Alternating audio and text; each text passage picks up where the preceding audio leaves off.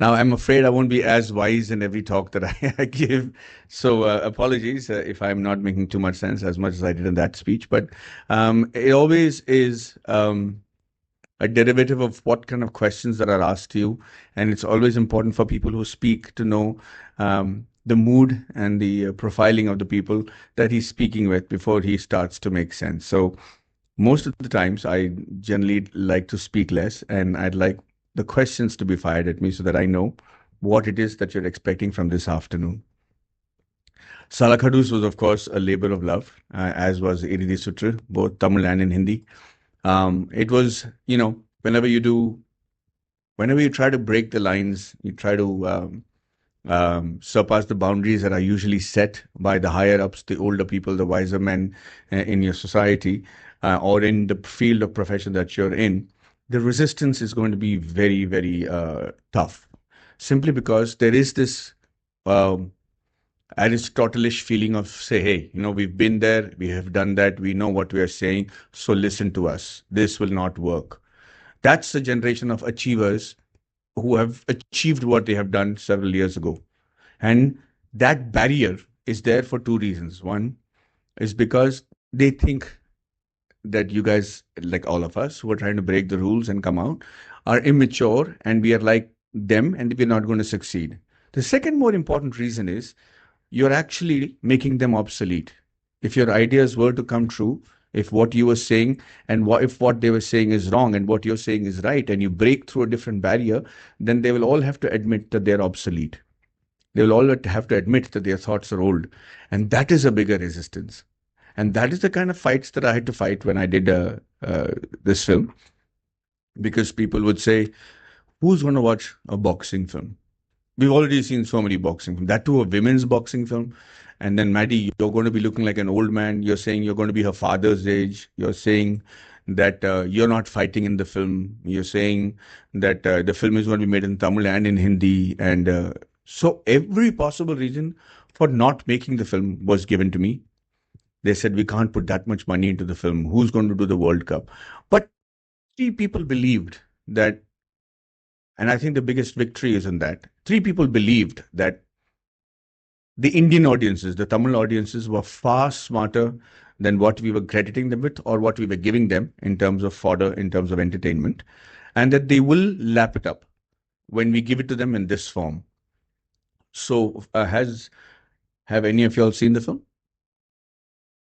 Can I see those of you who have not seen the film? Just being nice to me. No? Okay, good. So, yeah, so this was a film where, so many rules were being broken that they said the audiences will never accept it. They said the same thing about Tannu Eds Manu. I couldn't release the film for 9 months after making Tannu Eds Manu original, because they said there's no Sheila Ki Jawani or Munni Badnaam Hui. There was no six packs. This movie was sounding like it was a 1980s film.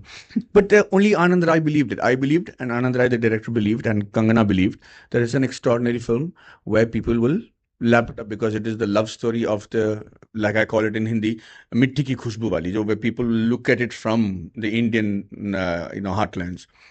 Until then, all the love stories were what Yash Raj showed us, and everything. All the love stories were happening in the US, and like we never had any love stories in India. So I was very against that. So, but it was a tough fight. You put in your money, you put in all your wealth, and you put in your conviction. And before it can be validated, you have to go through this little channel where people are telling you can't be done, won't be watched, not be enjoyed. And that's always going to happen to every new idea that you come up with in your life.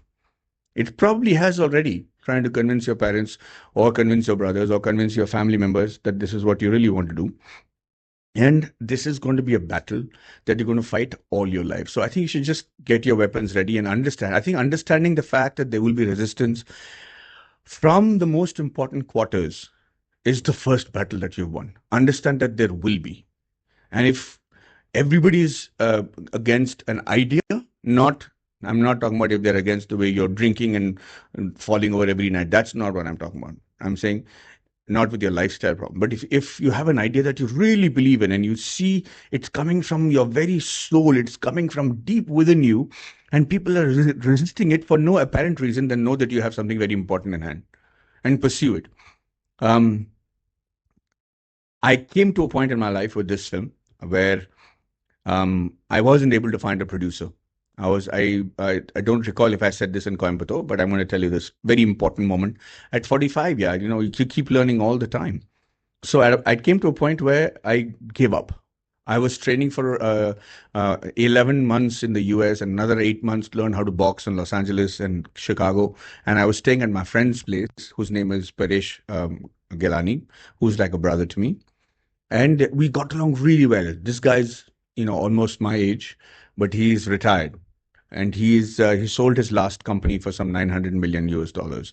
I think he's one of the four co-founders of AI in the US, and he is extremely successful, extremely wealthy, and knows the who's and who of the world. But I stayed with him, and I really had a good time to just brush up against all that he had learned as a businessman.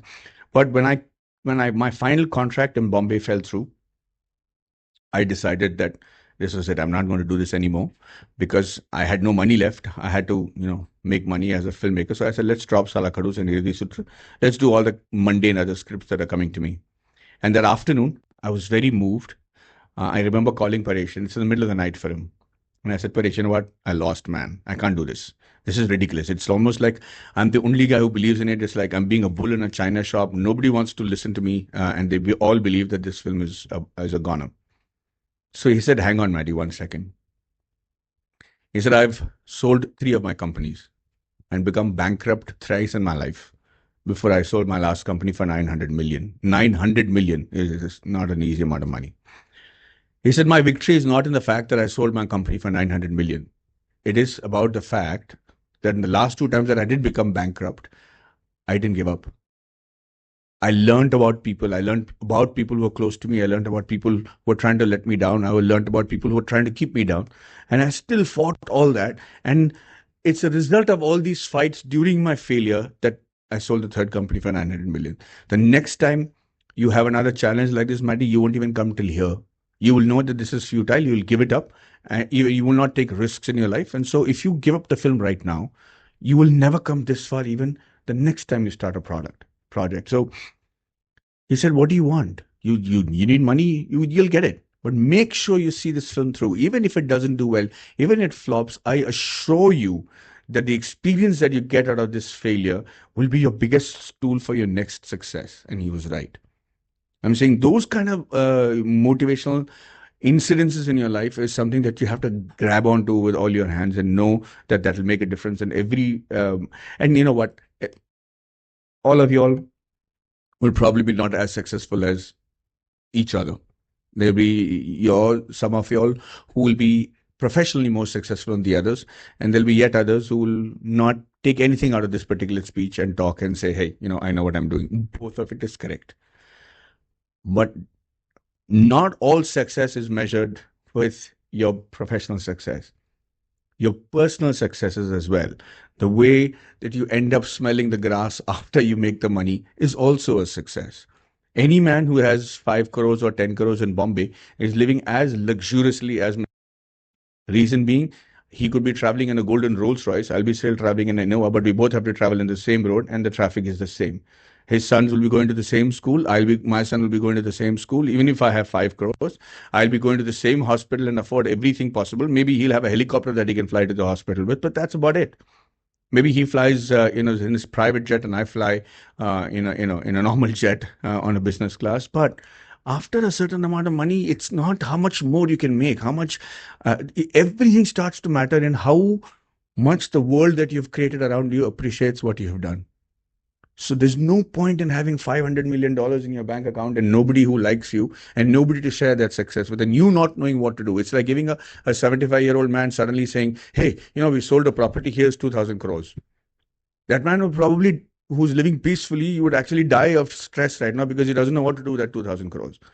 So that personal success is equally important as opposed to your professional success. In my opinion, the personal success, the way that your family lives around you, the way that they rally around you when you try to achieve your professional success is far more important.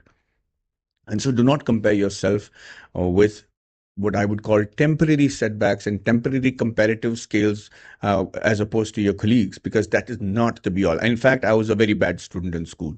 In fact, I barely passed in college, and that is the truth of the matter. But everybody has a complaint against me from school and college because they keep saying, Salah, you're the only guy who always had fun, who always had masti, who everybody's parents said will never make anything. He'll become a badmash, he'll be out of a job, and he'll not have a job in his hand. And today I'm really enjoying my life more than any of those guys simply because I believed in what I was doing. How does it feel when you have succeeded against all odds? Vindication is a great feeling. You feel, but once you achieve a large amount of success, the first thing that I do when I have a success or a failure is enjoy that or regret that for that one day, and I quickly wash myself off that feeling for the next day. I come back to being a student. So a big success is, especially against all odds, it can be a double-edged sword because you can dwell on it for the rest of your 6 months and lose the race, or just acknowledge the fact that your convictions have been proved and move on to the next project. Thank you very much. Thank you.